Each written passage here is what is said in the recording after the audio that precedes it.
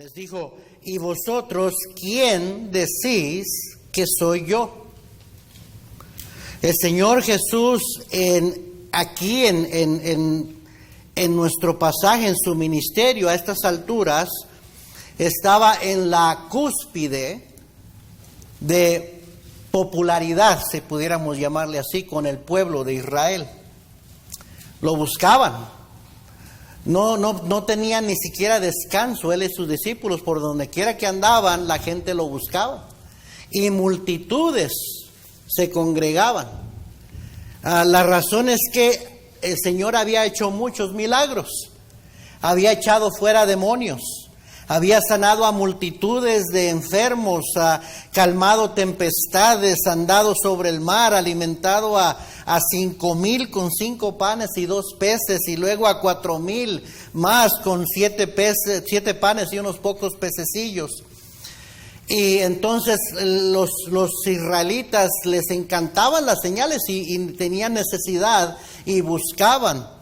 Las señales que hacía el Señor, los milagros que hacía el Señor, eran señales para que el pueblo de Israel creyeran que Él era el Mesías prometido. Dice Juan 6:2, y le seguía gran multitud porque veían las señales que hacía en los enfermos. Y es por eso que les preguntó primero a sus discípulos: ¿quién dicen los hombres que es el Hijo del Hombre? Ahí en el versículo 14. Ellos dijeron, unos Juan el Bautista, otros Elías y otros Jeremías o alguno de los profetas. La respuesta que le dan sus discípulos al Señor nos demuestra la diversidad de opiniones que hay entre la gente con respecto de Jesucristo. En nuestra sociedad, inclusive el día de hoy, con respecto a Cristo. Unos han dicho que Cristo nada más fue un profeta. Otros han dicho que Jesucristo fue hasta un gurú. O sea, tonterías. La gente tiene muchas opiniones. Unos declaran su posición con tanta seguridad y no pudieran estar más lejos de lo que dicen las Escrituras. Otros ni saben lo que creen. Hoy en día, si usted pregunta en la calle a 10 diferentes personas, ¿quién es Jesús para usted? Lo más posible, lo más probable es que recibirá 10 respuestas diferentes. Y así estaba en aquellos tiempos también.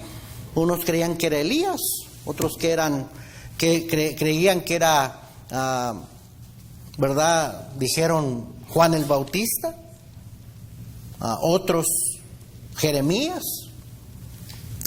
Pero al Señor le importaba qué es lo que pensaban ellos, sus discípulos. Esos 12 hombres eran los que Él había llamado personalmente. Ahora, todos somos llamados por Cristo.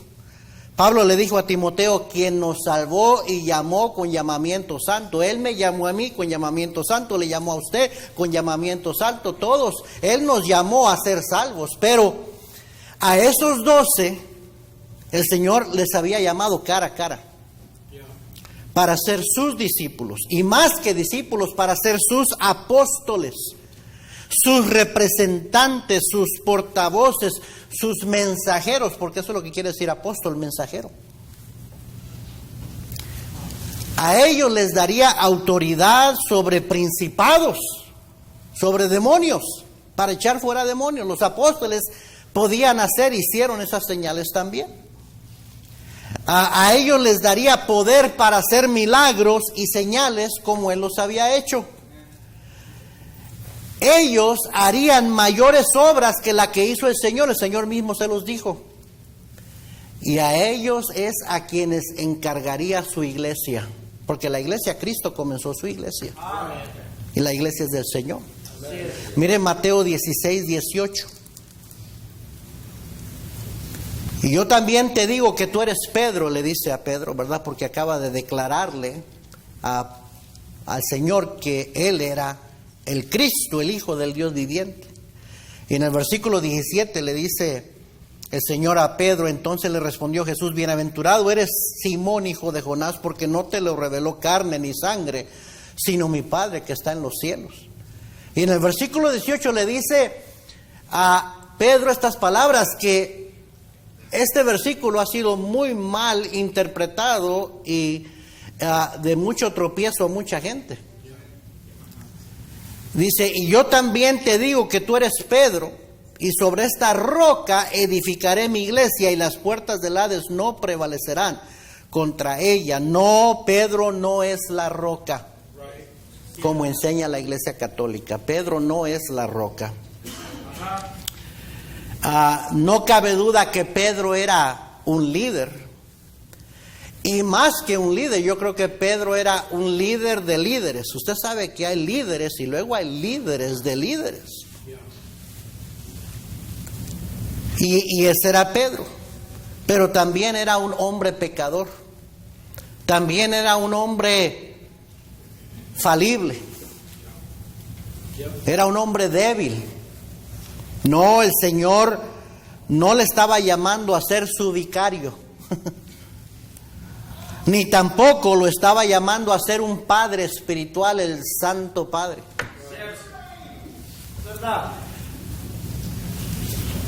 En Mateo 23:9 el Señor le había dicho a sus discípulos y a todas las multitudes: no llaméis Padre vuestro a nadie en la tierra, porque uno es vuestro Padre que está en los cielos. Pero bueno, ya sabemos la religión, la mayoría de nosotros salimos de ahí, que le dicen padre, padrecito al sacerdote, y al Papa, que supuestamente es el sucesor de Pedro, le llaman el vicario de Cristo, el Santo Padre. Y dicen que la iglesia fue fundada sobre la roca y la roca era Pedro, pero todo eso está equivocado, está sacado fuera, es falsa doctrina. Ni mucho menos Cristo llamó a Pedro a ser la cabeza de la iglesia. Pedro mismo escribió acercándoos a Él, a Cristo: piedra viva, desechada ciertamente por los hombres, mas para Dios escogida y preciosa. Por lo cual contiene la Escritura: he aquí pongo en Sión la principal piedra del ángulo, escogida, preciosa, y el que creyere en Él no será avergonzado. Pedro mismo escribió: el que creyere en Él no será avergonzado. Pablo escribió a los colosenses: y Él, Cristo, es la cabeza del cuerpo que es la iglesia. Dios no iba a edificar su iglesia sobre un hombre pecador, un hombre falible. Cuando dijo sobre esta roca, Cristo estaba diciendo sobre yo, porque Cristo es la roca de la iglesia. Versículo 19, ahí en Mateo 16:19, y le dice, continúa el Señor diciéndole a Pedro: y a ti te daré las llaves del reino de los cielos. O sea, ¿has visto caricaturas? Gente se imagina que Pedro está enfrente de las puertas de perla en el cielo, esperando con las llaves para dejar entrar a la gente. No, es falsa enseñanza. Por eso la Iglesia Católica enseña que no hay salvación fuera de la Iglesia Católica, porque ellos, según ellos, el Papa es el representante que ha venido, el sucesor desde Jesús. Porque Jesús, dicen, le dio a Pedro la autoridad de ser la roca de la iglesia, que tenía las llaves del reino de los cielos, y luego él se lo pasó al siguiente, hasta el Papa que está hoy. Y que es el vicario de Cristo, que es el Santo Padre, cuando Cristo expresamente dijo: no llaméis Padre vuestro a ningún hombre en la tierra, porque solamente hay un Padre que está en los cielos. Y no es que quiera criticar otra religión. Algunos se molestan cuando dicen esto, pero no puede enseñar la Biblia sin mencionar el error. Eso es falsa enseñanza. La iglesia no está edificada sobre un hombre pecador, está edificada sobre Cristo. Cristo edificó su propia iglesia. ¿Cuáles son las llaves del reino de los cielos? En Romanos 1:16 Pablo dijo: porque no me avergüenzo del evangelio, porque es poder de Dios para salvación a todo aquel que cree. El evangelio son las llaves del reino de los cielos. El evangelio es el poder de Dios para salvación. Con razón Pablo escribió a los Corintios: pues si anuncio el evangelio, no tengo por qué gloriarme, porque me es impuesta necesidad, y ay de mí si no anunciar el evangelio. A eso me mandó Cristo. ¿Qué es el Evangelio? El Evangelio significa buenas nuevas, buenas noticias. ¿De qué? Mire 1 Corintios 15, versículo 1. Dejé una marca ahí en Mateo 16, ahorita regresamos allá, pero 1 Corintios 15 y versículo 1 dice: además os declaro, hermanos, el evangelio que os he predicado, el cual también recibisteis, en el cual también perseveráis, por el cual asimismo, si retenéis la palabra que os he predicado, sois salvos, si no creísteis en vano. Porque primeramente os he enseñado lo que asimismo recibí. Dice, a mí me lo enseñaron a mí. Alguien me lo pasó a mí, ahora yo se lo paso a ustedes. ¿Qué? Que Cristo murió por nuestros pecados conforme a las Escrituras, y que fue sepultado y que resucitó al tercer día conforme a las Escrituras. El Evangelio, oiga bien, son las buenas noticias, las buenas nuevas, que Cristo murió por sus pecados y mis pecados, que fue sepultado, pero gloria a Dios, la muerte no lo venció, sino que resucitó al tercer día. Y porque Él vive, puede salvarnos a nosotros también. Por eso Romanos 10:9 dice que si confesares con tu boca que Jesús es el Señor y creyeres en tu corazón que Dios le levantó de los muertos, serás salvo. Si usted cree en su corazón que Cristo murió por usted, derramando su sangre en la cruz para limpiarle de todo pecado, y que murió para pagar por completo el precio de su pecado, y que resucitó de entre los muertos para tener victoria sobre la muerte y para darle vida a usted también, la Biblia dice que usted será salvo. Amén.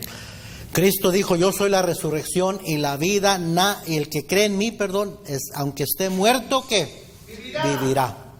Él es la resurrección y la vida. Pronto vamos a tener el domingo de resurrección. Y qué tremenda oportunidad para dar las buenas nuevas a otros que vengan a escuchar que porque Cristo resucitó, les puede dar vida eterna a ellos. Amén. Amén.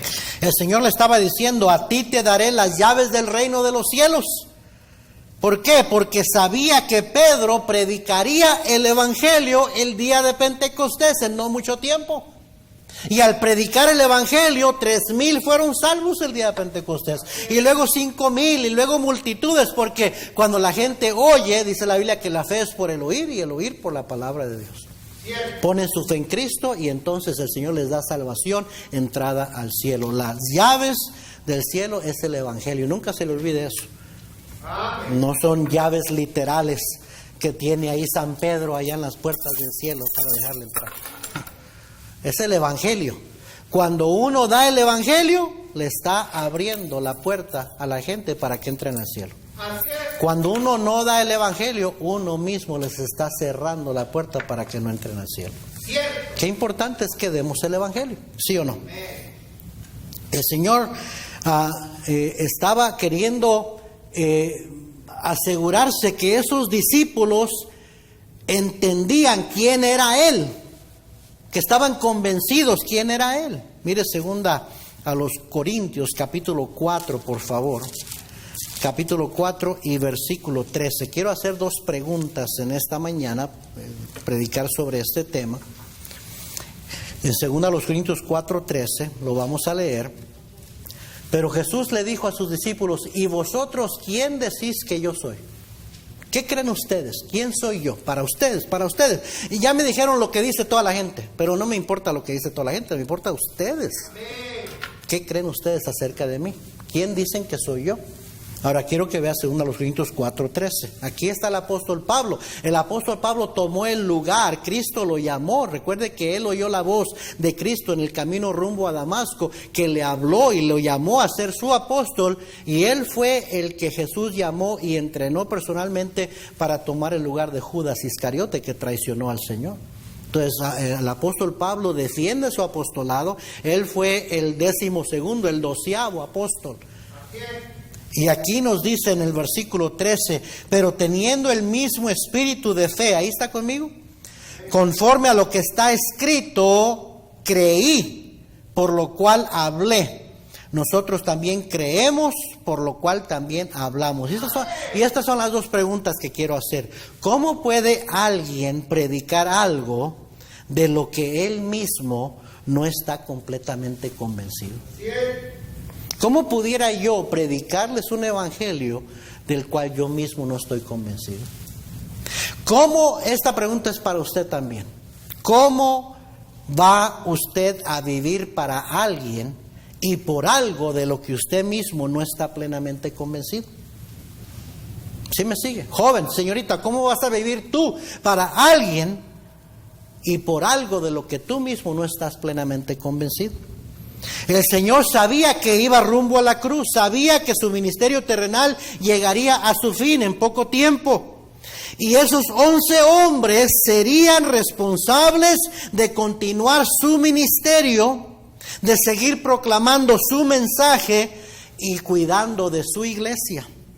Ellos tendrían que pasar esa herencia espiritual a las siguientes generaciones de creyentes y era su responsabilidad hacer más discípulos. Por eso les dio la gran comisión a ellos y a nosotros en Mateo 28, 19, 20. Y de hacer discípulos a todas las naciones, bautizándolos en el nombre del Padre y del Hijo y del Espíritu Santo, enseñándoles que guarden todas estas cosas que yo os he mandado. Y aquí yo estoy con vosotros todos los días hasta el fin del mundo.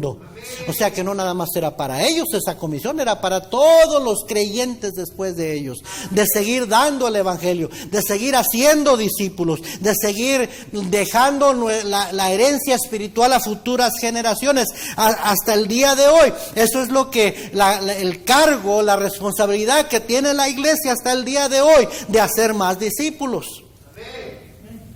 Y es por eso que era importantísimo que ellos estuvieran convencidos de quién era Él. Romanos 14:5 dice: uno hace diferencia entre día y día, otro juzga iguales todos los días. Y luego dice esto: cada uno esté plenamente convencido en su propia mente. Hermano o hermana, joven, señorita, ¿quién es Jesús para ti? ¿Quién es Jesús para usted? Déjeme decirle, según quién sea Cristo para usted, número uno, será como usted va a creer. Amén. Aquí dice el apóstol, lo leímos en 2 Corintios 4:13, pero teniendo el mismo espíritu de fe, y luego dice esto: conforme a lo que está escrito, dice, creí. Conforme a lo que está escrito, creí. Querido hermano, hermana, no base su fe, no base su cristianismo de acuerdo a lo que usted siente. El cristianismo no tiene nada que ver con emocionalismo. Tiene que ver con una decisión, con decisiones que tomamos diariamente de creer y obedecer según lo que está escrito. Amén, hermanos. El cristiano es alguien que fue convencido por la palabra de Dios. Así que la fe es por el oír y el oír por la palabra de Dios. Cristo mismo dijo: escudriñad las escrituras, porque a vosotros os parece que en ellas tenéis la vida eterna. Y oiga, y ellas son las que dan testimonio de mí, dijo Cristo. ¿Qué dicen las escrituras de Cristo? Las escrituras, la Biblia, los 66 libros de la Biblia, todos nos hablan de Cristo. El tema principal de toda la Biblia es Cristo, desde Génesis hasta Apocalipsis. Estábamos cantando el miércoles el himno ese, en el valle florece la rosa, precioso himno. Y le dije a los hermanos: la rosa de Sarón es Cristo Jesús.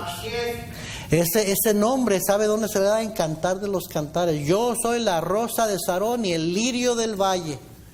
Amén. Salomón era la rosa de Sarón y el lirio del valle. No, hermanos, Cristo es el tema principal de un libro que diríamos: ¿qué tiene que ver Cristo con Cantar de los Cantares? Él es el esposo que se entregó por la desposada, por la iglesia. Y Él es la rosa que florece en el valle, la rosa de Sarón, el lirio del valle. Dice la Biblia: para nosotros los que creemos, los que creéis, Él es precioso. Y toda la Biblia habla de Cristo. Nada más hay que escudriñarla. Y vamos a aprender cada día más y más de quién es Cristo y quién es para mí. Por ejemplo, en Hebreos 4:15 aprendemos que Cristo se compadece de nosotros. Es un Salvador que nos comprende. Porque caminó en una vida como usted y como yo. Porque experimentó lo que fue que lo traicionaran. Porque experimentó lo que fue tener hambre. Experimentó lo que fue sentirse solo. Y dice, Él puede comprendernos en cualquier situación. En primera de Pedro 5:7 entendemos y aprendemos que Cristo es un Salvador que tiene cuidado de nosotros. En Hebreos 7:24-25 nos damos cuenta que es un Salvador que vive para interceder por nosotros. Está sentado a la diestra del Padre y vive para interceder por usted y por mí ante Dios. En Mateo 11:28-30 nos damos cuenta que Él es un Salvador que está dispuesto a llevar nuestras cargas si venimos a Él y le traemos nuestras cargas. ¿Sí me está siguiendo? Y tantas cosas más que nos enseña la Biblia de nuestro Señor Jesucristo. Lo que usted crea acerca de Cristo, quien Cristo sea para usted, va a depender cómo usted va a creer. Hay muchos cristianos que andan buscando experiencias emocionalistas, hermanos. Sea un cristiano que está convencido por lo que está escrito, que tiene sus convicciones, está bien convencido en su propia mente por lo que lo leyó y aprendió de la palabra de Dios de Cristo Jesús. Segundo, según quien sea Cristo para usted, será lo que usted hable, lo que usted hablará. Ahí mismo en 2 Corintios 4:13 dice el apóstol, porque teniendo el mismo espíritu de fe conforme a lo que está escrito, creí, y luego dice, por lo cual hablé. Nosotros también creemos, por lo cual también hablamos. Hablamos lo que creemos. Hablamos lo que hay en nuestro corazón. Cristo dijo, el hombre bueno del buen tesoro de su corazón saca lo bueno. Y el hombre malo del mal tesoro de su corazón saca lo malo. Porque de la abundancia del corazón, ¿qué?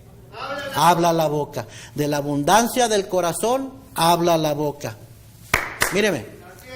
Tus palabras, joven, señorita, hermano, hermana, tus conversaciones, tus textos, porque hoy en día así se comunica la gente, ¿no? Ya la gente no habla hoy en día, ya no tiene relaciones personales, ahora todo es por texto. Yo veo muchos jóvenes que a duras penas les sacas 2, 3 palabras que puedan hablar, pero nomás están con el teléfono y están. Hasta ni tienen que ver, así están texteando. Digo yo, wow, ¿cómo le hacen? Yo tengo que estar así. Y luego me equivoco y tengo que... Yo soy muy... mi esposa se ríe de mí porque soy muy... no me gusta deletrear mal las palabras. Lo estoy mandando y cuando me sale una palabra mal de atrás y no la caché, no me di cuenta, ay, hasta quiero borrar todo el mensaje y volver a escribirlo otra vez. Pero hoy en día los jóvenes están... En un ratito ya se llenó ahí la pantallita de palabras. Digo, wow, qué rápido hablan en el teléfono. Ojalá así hablaran cuando uno les hace una pregunta. Amén. ¿Verdad? Pídele ahí que no le ponga cebolla y picos a la hamburguesa. Ay, me da vergüenza, ¿no? Tú, mamá, tú. Es jovenzote, ha ganado. Pero en el texto es like... So, esto es conversación también. Haz de cuenta que son tus palabras, nomás que son escritas. De lo que hay en tu corazón, esas son las palabras que vas a tener. Los posts que pones en Facebook o en Instagram o en Snapchat o lo que sea. Es la conversación, es tu conversación. Y de la abundancia de tu corazón habla tu boca. Así es. Tus palabras, tus conversaciones revelan lo que hay en tu corazón y realmente revelan quién es Cristo para ti. Yo he dicho esto y me desilusiona. A veces de repente veo a alguien y los posts que está poniendo. Y jóvenes de nuestra iglesia y hermanos también, adultos, y no hay ninguna semblanza ahí de que es un cristiano el que está escribiendo. Y digo yo, qué triste. Veo otros jóvenes muchas veces de otras iglesias, y gloria a Dios que sí hay unos jóvenes aquí en nuestra iglesia que aman al Señor y que están tratando de vivir para Él, pero veo otros jóvenes de otras iglesias que ponen cantos de la iglesia, que comparten versículos de la Biblia, algún pensamiento espiritual, pero muchos de jovencitos de nuestra iglesia, puras tonterías, puras cosas mundanas, puras cosas que no tienen nada que ver con Cristo. ¿Sabes? De la abundancia del corazón habla la boca, de la abundancia del corazón escribes, pones, compartes, conversas. Porque Cristo lo dijo, según lo que tú creas de Cristo, así va a ser tu conversación. Amén. Amén. ¿Qué herencia espiritual dejaremos a la siguiente generación? Dependerá de quién sea Jesús para usted. Dios le dijo a Moisés que le dijera a su pueblo de Israel: y estas palabras que yo te mando hoy estarán sobre tu corazón, y las repetirás a tus hijos, y hablarás de ellas estando en tu casa y andando por el camino y al acostarte y cuando te levantes. Mételes la palabra de Dios, léeles la palabra de Dios, ten un devocional familiar, un altar familiar, lean la Biblia juntos, oren juntos. Padres, le encargó a los padres que la repitieran a sus hijos. ¿Por qué? Porque pronto los hijos van a salir de tu hogar, están expuestos a toda clase, en la pura escuela están expuestos a toda clase de basura, y hoy en día aquí están expuestos a un mundo de maldad. Que estén bien afirmados sobre qué es lo que creen, porque mamá y papá tomaron tiempo para enseñarles la palabra de Dios. ¿Qué herencia espiritual dejaremos a la siguiente generación? Dependerá de quién sea Jesús para usted. Y luego ahí en 2 Corintios 4:14 continúa el apóstol y dice en el versículo 14: sabiendo que el que resucitó al Señor Jesús, a nosotros también nos resucitará con Jesús y nos presentará juntamente con vosotros. La primera palabra es bien importante: sabiendo. Hermanos, según quien sea Cristo para usted, va a ser su seguridad y su firmeza. Amén. Aquí Pablo suena muy convencido. Amén. En 2 de Timoteo 1:12, Pablo dijo a Timoteo: por lo cual asimismo padezco esto, pero no me avergüenzo, porque yo sé a quién he creído, y estoy seguro que es poderoso para guardar mi depósito para aquel día. En Romanos 8:38 y 39, Pablo les dice también: por lo cual estoy seguro de que ni la muerte, ni la vida, ni ángeles, ni principados, ni potestades, ni lo presente, ni lo porvenir, ni lo alto, ni lo profundo, ni el coronavirus, eso no está ahí, ni ninguna otra cosa creada nos podrá separar del amor de Dios que es Cristo Jesús, Señor nuestro. El cristiano vive seguro. Entre más se agarra del Señor, entre más Cristo es real para usted, menos va a andar atemorizado y paniqueado por lo que está pasando a su alrededor. Tantos peligros que hay en el mundo, no nada más el virus, tantas otras cosas. Pero dice: nada me puede separar del amor de Dios que es en Cristo Jesús, Señor nuestro. En 1 Corintios 15:58, Pablo escribió: así que, hermanos míos amados, estad firmes y constantes, creciendo en la obra del Señor siempre, sabiendo, ahí está la palabra esta otra vez, sabiendo lo que tú sabes, que vuestro trabajo en el Señor no es en vano. Amén. El problema con la inconsistencia, con el doble ánimo de muchos cristianos, es un problema de falta de convicción. Eso es lo que es. Por eso dice Romanos: cada uno esté plenamente convencido en su propia mente. ¿Quién es Cristo para usted? De ahí va a depender qué tan firme y qué tan constante usted sea.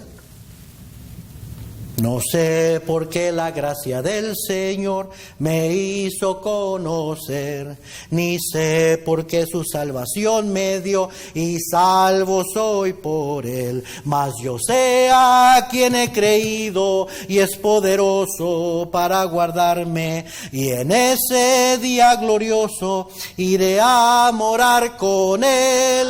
Precioso himno del corazón de un cristiano convencido. ¿Sí me está siguiendo? Amén. Y luego continúa ahí en 2 Corintios 4:15. Sígame con su vista, 15. Dice: porque todas estas cosas padecemos por amor a vosotros, para que abundando la gracia por medio de muchos, la acción de gracia sobreabunde para gloria de Dios. Número 5. Según lo que Cristo sea para usted, será su perseverancia.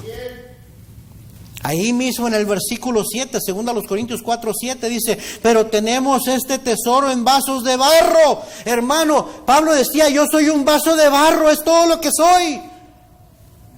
Hermanos, yo no soy importante. Usted no es importante. Un vaso, lo que es importante es lo que lleva el vaso. ¿Sí me está siguiendo? Somos vaso, en inglés es la palabra vessels.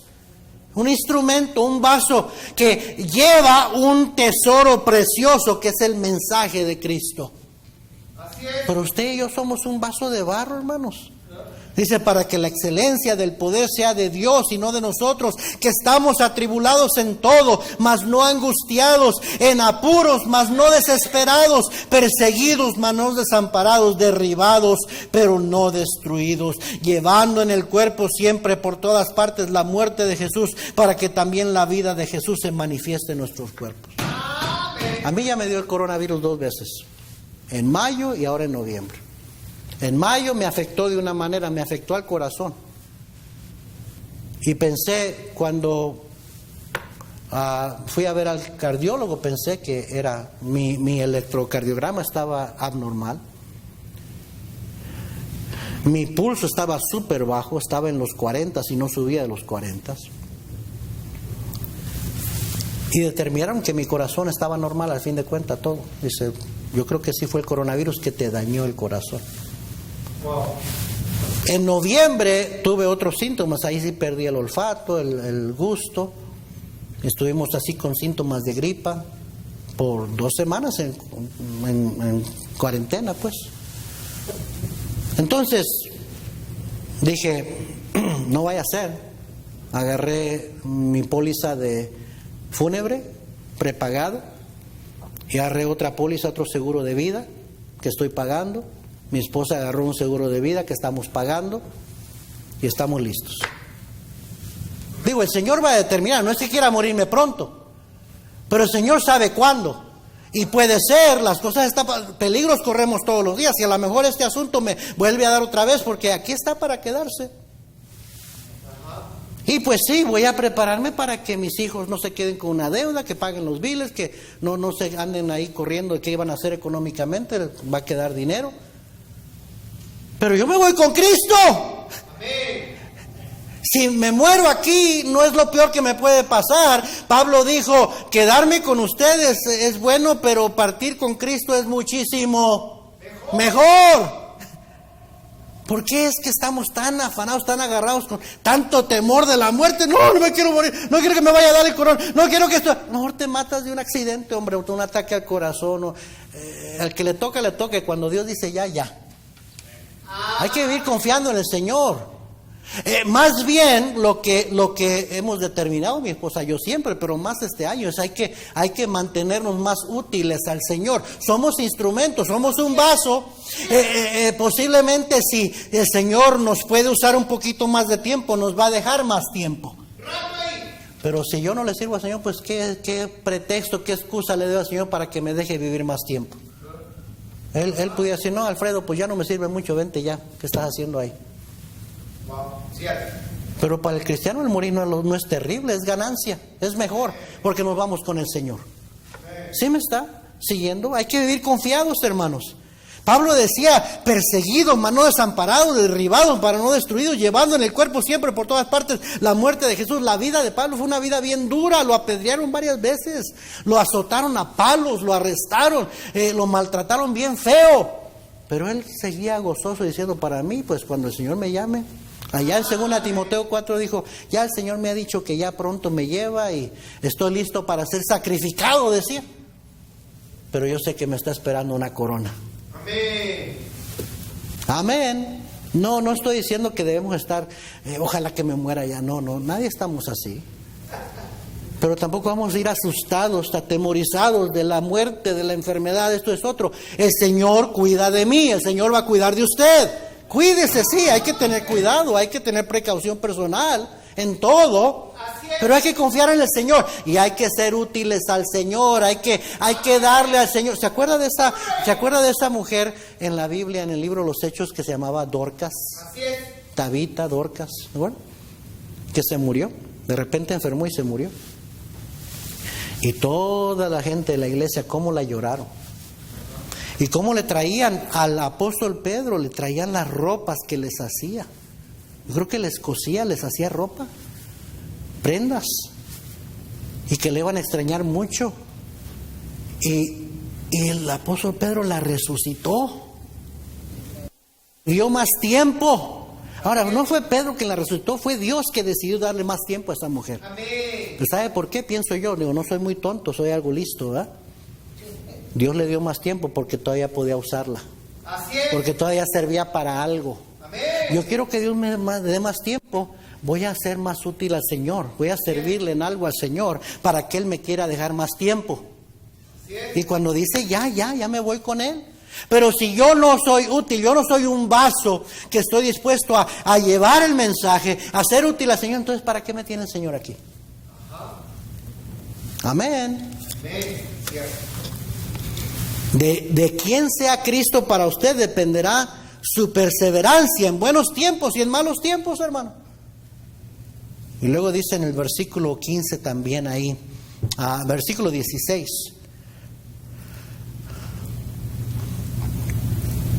Dice, por tanto, en el versículo 16, por tanto no desmayamos.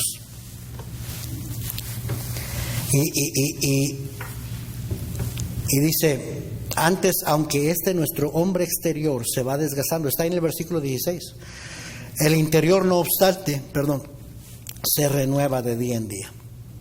Porque esta leve tribulación momentánea produce en nosotros un cada vez más excelente y eterno peso de gloria. Mira el versículo 18, ya estoy terminando. No mirando nosotros las cosas que se ven, sino las que no se ven, pues las cosas que se ven son temporales, pero las que no se ven son eternas. Número 5. Dependiendo quién sea Cristo para usted, será su perspectiva, o sea, su punto de vista y sus prioridades. De acuerdo a quien sea Cristo para usted es el viento, no se preocupe. De acuerdo a quien sea Cristo para usted, usted va a vivir por lo temporal, por lo pasajero o por lo eterno. Va a tener prioridades espirituales, va a usar su tiempo y sus actividades, van a hablar más fuerte que sus palabras de quién es Jesús para usted. Sí me sigue, ¿verdad? Y quiero concluir con esto, Mateo 16, 16. Mateo 16, 16. Respondiendo Simón Pedro dijo, tú eres el Cristo, el Hijo del Dios viviente. Respondió bien Pedro. Pedro estaba seguro de quién era Cristo. Y por eso Cristo le dice en el versículo 17, entonces le respondió Jesús, bienaventurado eres Simón, hijo de Jonás, porque no te le reveló mi carne ni sangre, sino mi Padre que está en los cielos. Pero oiga bien, a pesar de que Pedro estaba convencido y sabía quién era Jesús, aún así en medio de la prueba, negó a su Señor. Quiere decir que todos somos capaces de hacer lo mismo. Un momento estar diciendo amén, aquí estoy, gloria a Dios, así es. Y el siguiente estar negando a nuestro Señor. Yo creo que es por eso lo que dice 1 Corintios 10:12, el que piensa estar firme, mire que no caiga. Ten cuidado, cuida de ti mismo. Cuida el pecado, confiésalo, no lo dejes ahí. Cuida qué es lo que andas escuchando, qué andas viendo, porque andas metiendo cosas que no debes a tu mente, a tu corazón. Te puedes desviar, puedes caer, puedes hasta negar a tu Señor. Pero oiga bien, debido a quien era Cristo para Pedro, a pesar de que negó al Señor, a pesar de que fracasó espiritualmente en ese momento, se levantó de su fracaso y volvió e hizo la voluntad de Dios en su vida y predicó el Evangelio y hasta dio su vida por la causa de Cristo. Porque sabía quién era Jesús. O sea que Jesús, la gente tiene tantas opiniones de quién es Jesús, pero a lo que al Señor le importa es lo que usted y yo creemos de Él. Sus hijos, sus discípulos. ¿Quién decís vosotros que soy yo? Porque dependiendo de lo que usted crea, de quién usted crea que Jesús es, de ahí va a depender cómo usted va a creer, lo que usted va a hablar.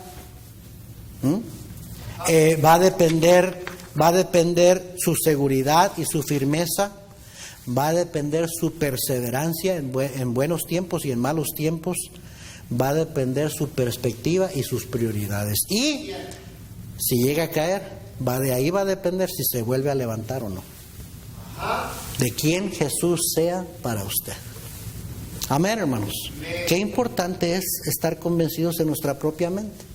Qué importante es conocer a Cristo, leer su palabra, escudriñar sus palabras, atesorar al Señor en nuestro corazón, porque de ahí va a depender la vida cristiana que usted va a vivir. Vamos a orar. Señor, gracias por tu palabra. Señor, lo único que puedo decir yo al concluir este mensaje es: